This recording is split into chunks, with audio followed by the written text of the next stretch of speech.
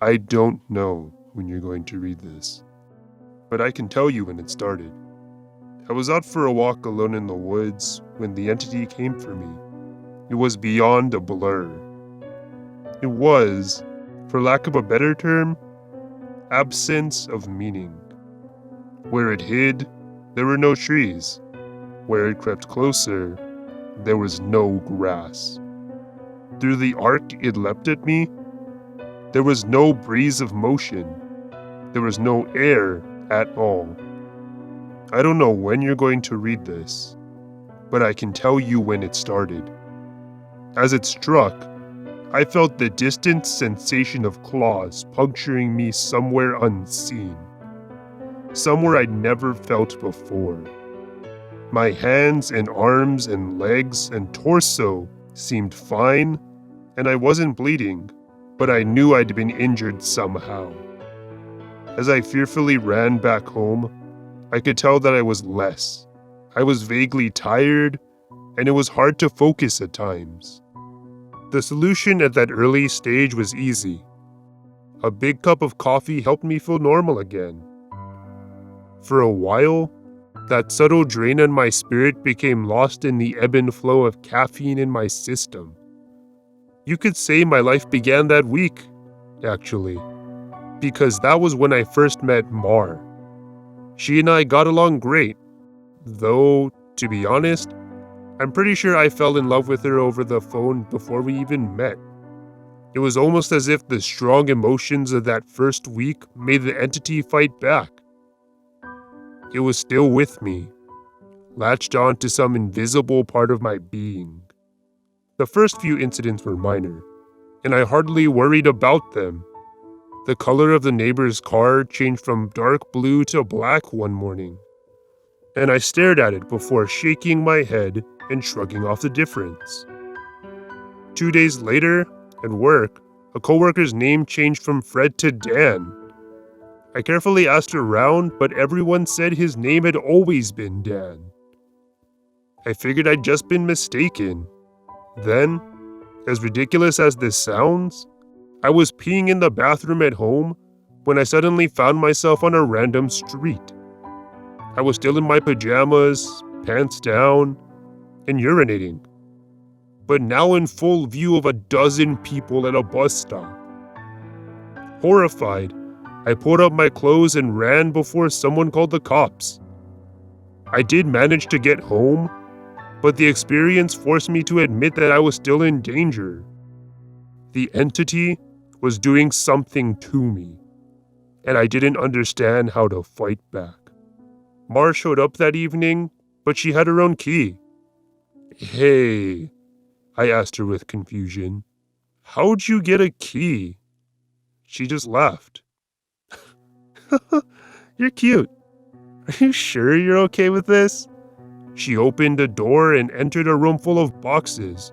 I know living together is a big step, especially when we've only been dating 3 months. Living together? I'd literally just met her the week before. Thing was, my mother had always called me a smart cookie for a reason. I knew when to shut my yap. Instead of causing a scene, I told her everything was fine, and then I went straight to my room and began investigating. My things were just as I had left them, with no sign of a 3-month gap in habitation, but I did find something out of the ordinary. The date. I shivered angrily as I processed the truth. The entity had eaten 3 months of my life. What the hell was I facing? What kind of creature could consume pieces of one's soul like that? I'd missed the most exciting part of a new relationship, and I would never understand any shared stories or in-jokes from that period. Something absurdly precious had been taken from me, and I was furious. That fury helped suppress the entity. I never imbibed alcohol. I drank coffee religiously. I checked the date every time I woke up. For 3 years, I managed to live each day while observing nothing more than minor alterations. A social fact here and there, someone's job, how many kids they had, that sort of thing. The layout of nearby streets, the time my favorite television show aired, that kind of thing. Always, those changes reminded me the creature still had its claws sunk into my spirit. Not once in 3 years did I ever let myself zone out. One day, I grew careless. I let myself get really into the season finale of my favorite show. It was a gripping, a fantastic story. Right at the height of the action, the young boy came up to my lounger and shook my arm. Surprised, I asked, "Who are you? How did you get in here?" He laughed and smiled brightly. "Silly daddy." My heart sank in my chest. I knew immediately what had happened. After a few masked questions, I discovered that he was 2 years old and that he was my son. The agony and heartache filling my chest was nearly unbearable.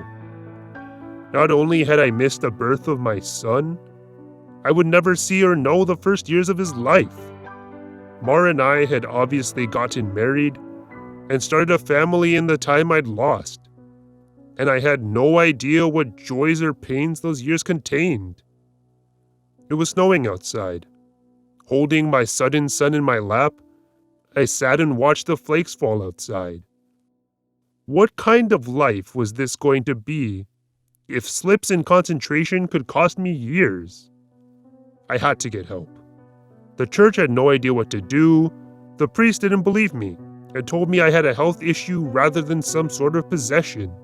The doctors didn't give any clue. Nothing showed up on all their scans and tests, but they happily took my money in return for nothing. By the time I ran out of options, I decided to tell Mar. There was no way to know what this all looked like from her side. What was I like when I wasn't there? Did I still take our son to school? Did I still do my job? Clearly I did, because she seemed to be none the wiser. But I still had a horrible feeling that something must have been missing in her life when I wasn't actually home inside my own head. But the night I set up a nice dinner in preparation, she arrived not by unlocking the front door, but by knocking on it. I answered and found that she was in a nice dress. She was happily surprised by the settings on the table. "A fancy dinner for a second date? I knew you were sweet on me." Thank the Lord I knew when to keep my mouth shut. If I'd gone on about being married and having a son, she might have run for the hills. Instead, I took her coat and sat down for our second date. Through carefully crafted questions, I managed to deduce the truth. This really was our second date. She saw relief and happiness in me, but interpreted that as dating jitters. I was just as excited to realize that the entity wasn't necessarily eating whole portions of my life. The symptoms, as I was beginning to understand them, were more like the consequences of a shattered soul. The creature had wounded me, broken me into pieces. Perhaps I was to live my life out of order, but at least I would actually get to live it. And so it went on for a few years, from my perspective. While minor changes in politics or geography would happen daily, major shifts in my mental location only happened every couple months.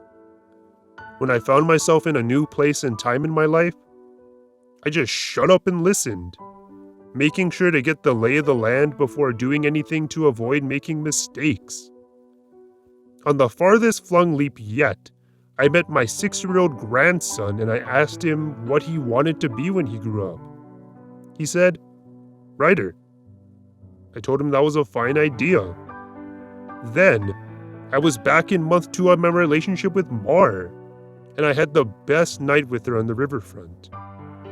When I say the best, I mean the best. Knowing how special she would become to me, I asked her to move in. I got to live through what I'd missed the first go-around, and I came to understand that I was never mentally absent. I would always be there.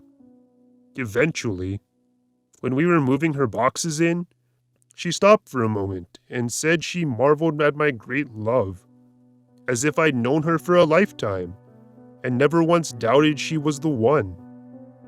That was the first time I truly laughed freely and wholeheartedly since the entity had wounded me. She was right about my love for her, but for exactly the reason she'd considered a silly romantic analogy. I had known her my whole life, and I'd come to terms with my situation and found peace with it. It wasn't so bad to have sneak peeks at all the best parts ahead. But of course, I wouldn't be writing this if it hadn't gotten worse. The entity was still with me. It had not wounded me and departed like I'd wanted to believe. The closest I can describe my growing understanding was that the creature was burrowing deeper into my psyche, fracturing it into smaller pieces. Instead of months between major shifts, I began having only weeks. Once I noticed that trend, I feared my ultimate fate would be to jump between times in my life heartbeat by heartbeat, forever confused, forever lost. Only in an instant in each time meant I would never be able to speak with anyone else, never be able to hold a conversation, never express or receive love. As the true depth of that fear came upon me, I sat in an older version of me and watched the snow falling outside. That was the one constant in my life. The weather didn't care who I was or what pains I had to face. Nature was always there. The falling snow was always like a little hook that kept me in place. The pure emotional peace it brought was like a panacea on my mental wounds.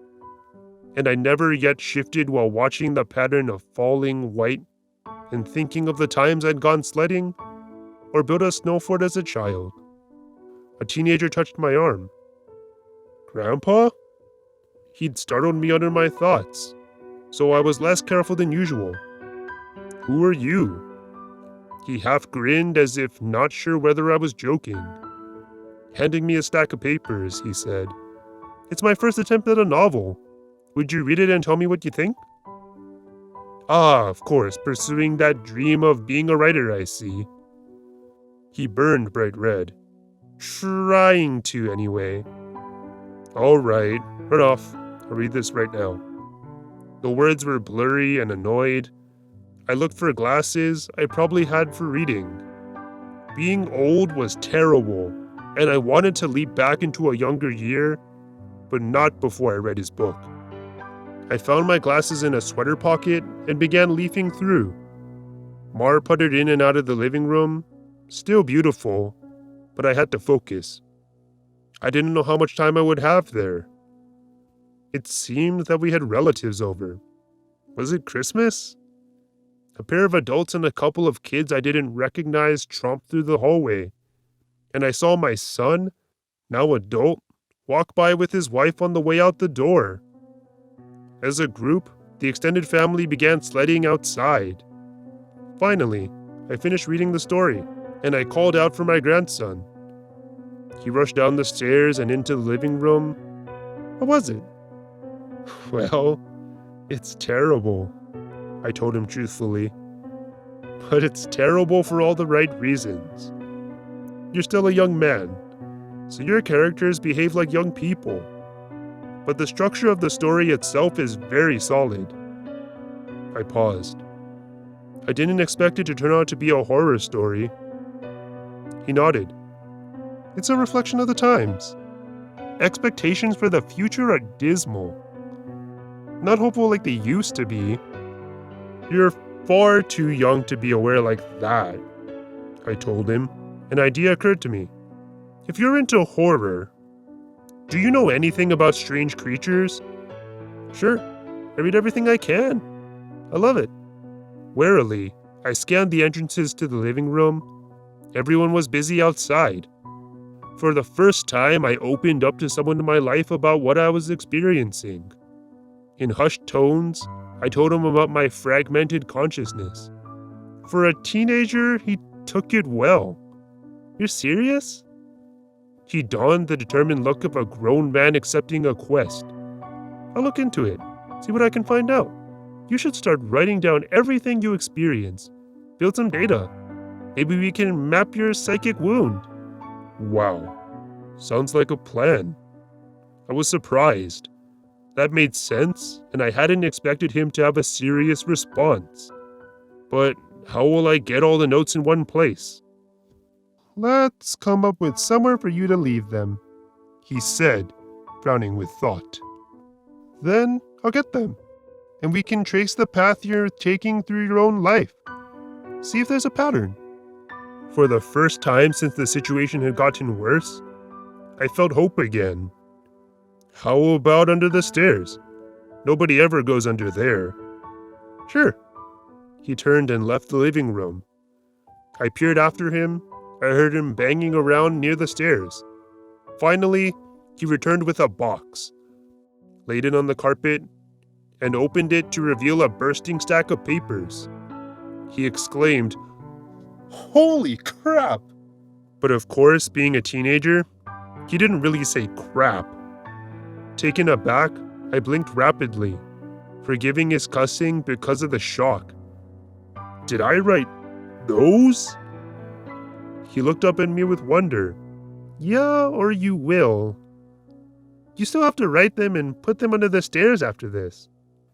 He gazed back down at the papers, then covered the box. So you probably shouldn't see what they say. That could get weird. That much I understood. Right.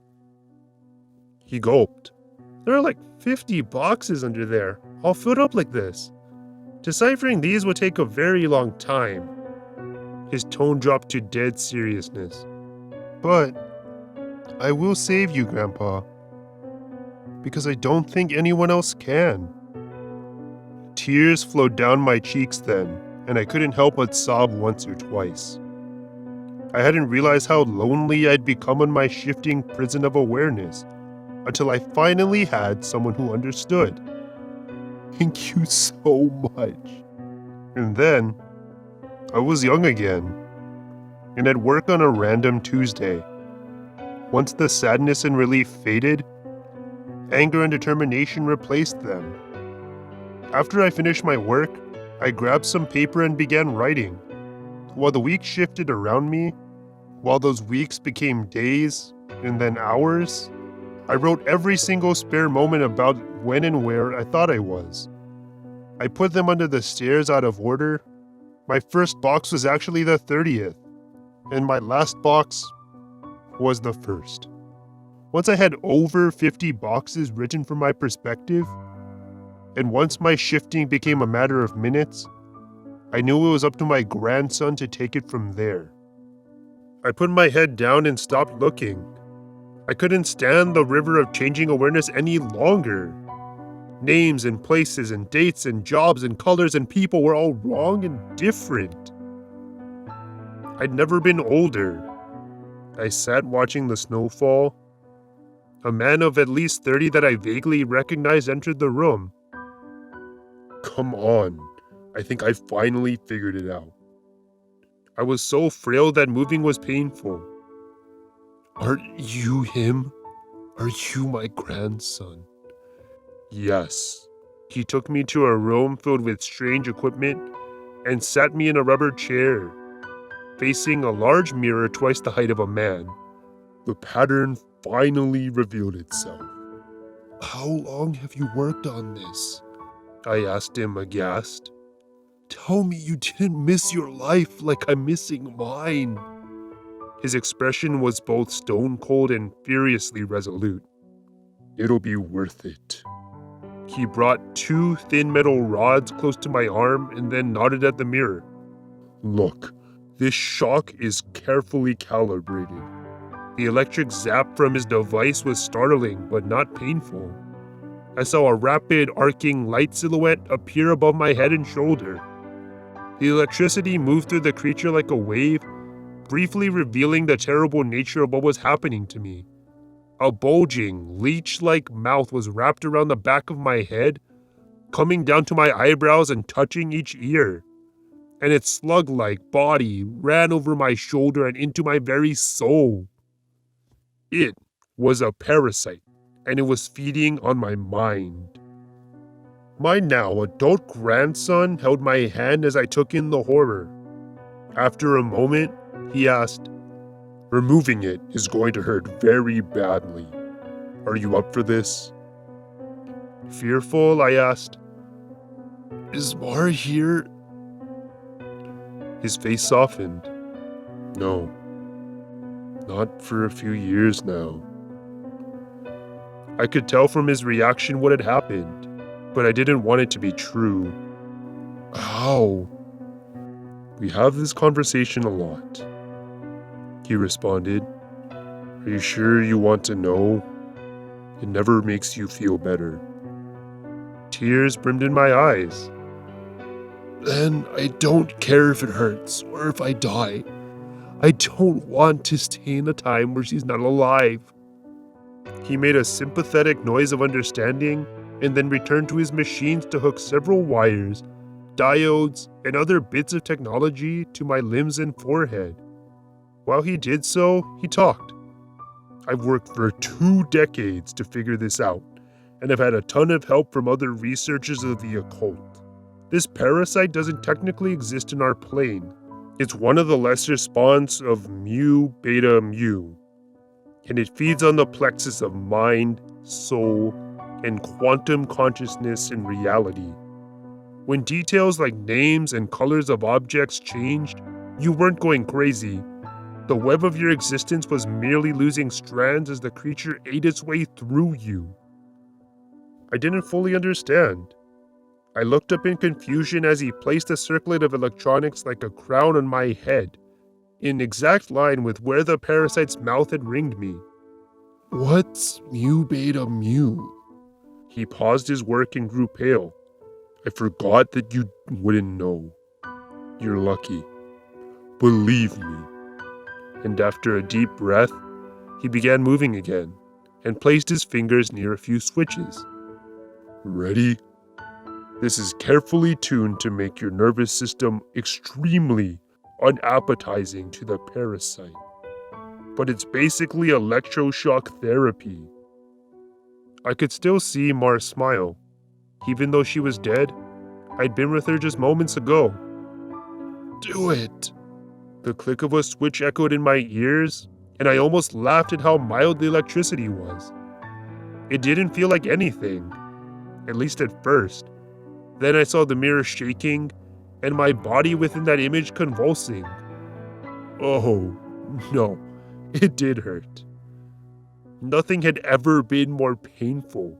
It was just so excruciating that my mind hadn't been able to immediately process it. As my vision shook and fire burned in every nerve in my body, I could see the reflected trembling light silhouette of the parasite on my head as it writhed in agony equal to mine. It had claws, 6-clawed lizard-like limbs under its leech-like body, and it cut into me in an attempt to stay latched on. The electricity made my memories flare. Mar's smile was foremost, lit brightly in front of a warm fire as the snow fell past the window behind her. The edges of that memory began lighting up, and I realized that my life was one continuous stretch of experience. It was only the awareness of it that had been fragmented by that feasting evil on my back. I'd never managed to be there for the birth of my son. I jumped around it a lot of times, but never actually lived it. For the first time, I got to hold Mar's hand and be there for her. No. That moment had shifted seamlessly into holding her hand as she lay in a hospital bed for a very different reason. Not this. God, why? It was so merciless to make me remember this. I broke down in tears as nurses rushed into the room. I didn't want to know. I didn't want to experience it. I'd seen all the good parts, but I hadn't wanted the worst part, the inevitable end that all would one day face. It wasn't worth it. It was tainted. All that joy was given back 10,000-fold as pain. The fire in my body and in my brain surged to sheer white torture, and I screamed. My scream faded into a surprised shout as the machine's electricity and chair faded away. Snow was no longer falling around my life. I was out in the woods on a bright summer day. Oh God! I turned to see the creature approaching me. It was the same absence of meaning, the same blank on reality. It crept forward just like before, but this time, it hissed and turned away. I stood, astounded at being young again and freed from the parasite. My grandson had actually done it. He'd made me an unappetizing meal, so the predator of mind and soul had moved on in search of a different snack. I returned home in a daze, and while I was sitting there processing all that had happened, the phone rang. I looked at it in awe and sadness. I knew who it was. It was Marjorie, calling for the first time for some trivial reason she'd admit 30 years later was made up just to talk to me. But all I could see was her lying in that hospital bed dying. It was going to end in unspeakable pain and loneliness.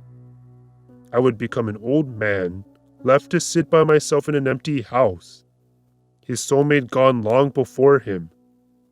At the end of it all, the only thing I would have left, sitting and watching the falling snow. But now, thanks to my grandson, I would also have my memories. It would be a wild ride, no matter how it ended. On a sudden impulse, I picked up the phone. With a smile, I asked, "Hey, who's this?" Even though I already knew. Author's note. Together, my grandfather and I did set out to write the tale of his life. Unfortunately, his Alzheimer's disease progressed rapidly, and we were never able to finish. He's still alive, but I imagine that mentally, he is in a better place than the nursing home. I like to think he's back in his younger days, living life and being happy, because the reality is much colder. It's snowing today. He loves the snow. But when I visited him, he didn't recognize me.